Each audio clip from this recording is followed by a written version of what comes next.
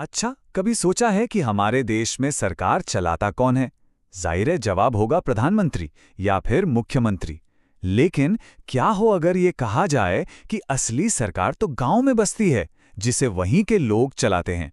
जी हाँ, आज हम एक ऐसे ही गांव की कहानी में चलेंगे जहां बड़े-बड़े फैसले दिल्ली या लखनऊ में नहीं, बल्कि गांव के पीपल के पेड़ के नीचे लिए जाते हैं। तो चलिए चलते हैं हरदास गांव। आज यहाँ का माहौल कुछ अलग ही है। हवा में एक उत्साह सा है। जानते हैं क्यों? क्योंकि चुनाव के बाद आज पहली बार ग्राम सभा की बैठक हो रही है और गांव का हर शख्स ये जानने को बेताब है कि उनकी चुनी हुई नई पंचायत उनके लिए क्या करने वाली है। अब इससे पहले कि हम कहानी में आगे बढ़ें, एक मिनट रुककर ये समझते हैं कि ये ग्राम सभा आखिर है क्या। देखिए, ये कोई चुनी हुई कमेटी नहीं है। ग्राम सभा का मतलब है गांव के सभी वयस्क लोग, हर वो इंसान जो 18 साल से ऊपर है और वोट डाल सकता है। सच पूछिए तो ये लोकतंत्र का सबसे सीधा, सबसे असली और सबसे ताकतवर रूप है, जहां जनता ही खुद सरकार है। तो हरदास गांव की सभा शुरू होती है।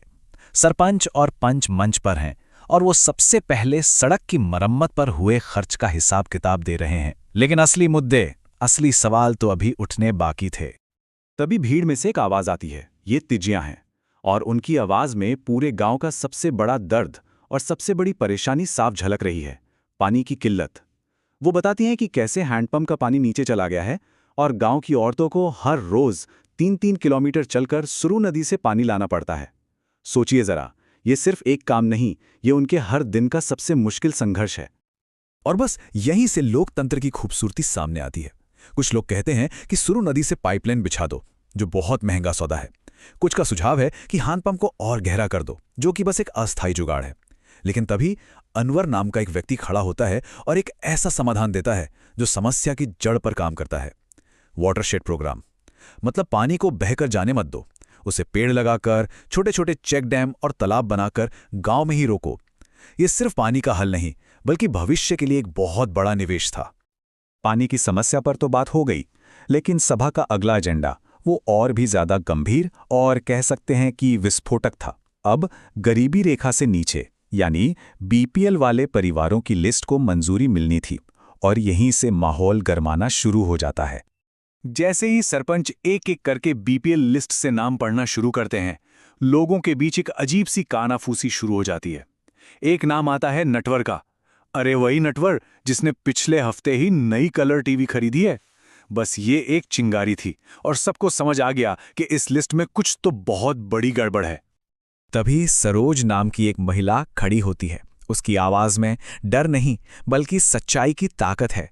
वो सीधे सवाल करती है, बिरजू जिसके पास इतनी जमीन है, वो गरीब कैसे हो गया? और ओम प्रकाश जो दिन रात मजदूरी करता है, भूमिहीन है, उसका नाम इस लिस्ट में क्यों नहीं है? ये सिर्फ एक सवाल नहीं था, ये पूरी व्यवस्था को एक सीधी चुनौती थी। लेकिन कमाल की बात यह है कि सरोज के बोलने के बावजूद ज्यादातर लोग खामोश हैं। पता है क्यों? क्योंकि सभा में एक कोने में अमीरचंद बैठा है, गांव का पुराना ताकतवर जमींदार। उसकी मौजूदगी ही एक खामोश धमकी की तरह है। कोई भी उसके खास आदमियों नटवर और बिरजू के खिलाफ मुंह खोलने की हिम्मत नहीं करना चाहता। पर सरोज की हिम्मत आखिरकार रंग लाती है।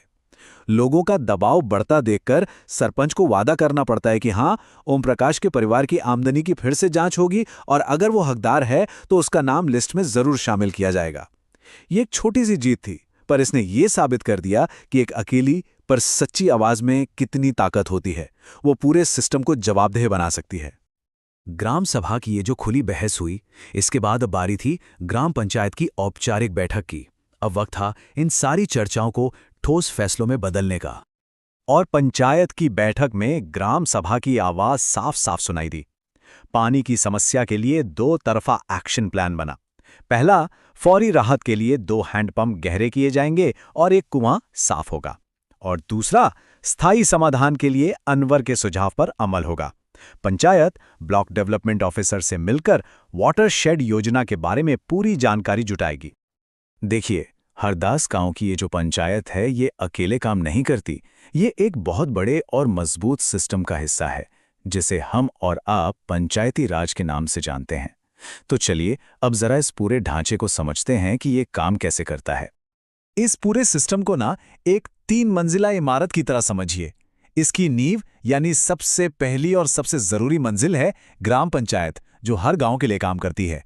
इसके ऊपर आती है दूसरी मंजिल, पंचायत समिति, जिसे ब्लॉक स्तर भी कहते हैं।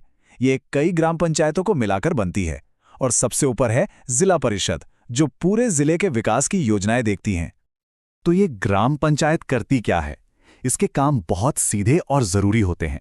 गांव की सड़कें बनवाना, नालियों की सफाई, स्कूल की इमारत का रखरखाव, पानी के नलों की देखभाल और मनरेगा जैसी सरकारी योजनाओं को गांव में लागू करना, ताकि लोगों को काम मिल सके। अच्छा, लेकिन इन सब कामों के लिए पैसा कहाँ से आता है? इसके मोटे तौर पर 3 स्रोत हैं।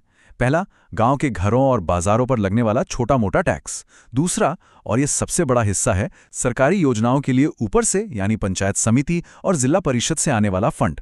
और तीसरा, सामुदायिक कामों के लिए लोगों से मिलने वाला दान। तो हरदास गांव की इस पूरी कहानी से और इस पंचायती राज की व्यवस्था से सबसे बड़ी सीख क्या मिलती है? बस एक शब्द में कहें तो भागीदारी। जी हाँ, लोगों की अपने ही शासन में सीधी भागीदारी। और यही इस पूरे सिस्टम की आत्मा है। ग्राम पंचायत यानी वो नेता जिन्हें चुना गया है, वो अपनी मनमानी नहीं कर सकते। क्यों?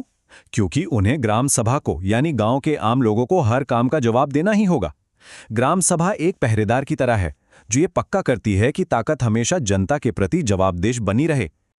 हरदास की कहानी ने हमें ये तो दिखा दिया कि व्यवस्था बनी हुई है, काम करती है, लेकिन आखिरी और सबसे बड़ा सवाल ये है कि क्या हम में सरोज जैसी हिम्मत है, या हम भी अमीरचंद के डर से सूरजमल की तरह चुप रह जाना पसंद करते हैं? क्योंकि अंत में एक नागरिक की आवाज सरकार को जवाब दे तो बना सकती है, लेकिन तभी जब वो आवाज उठाने का फैसला करे।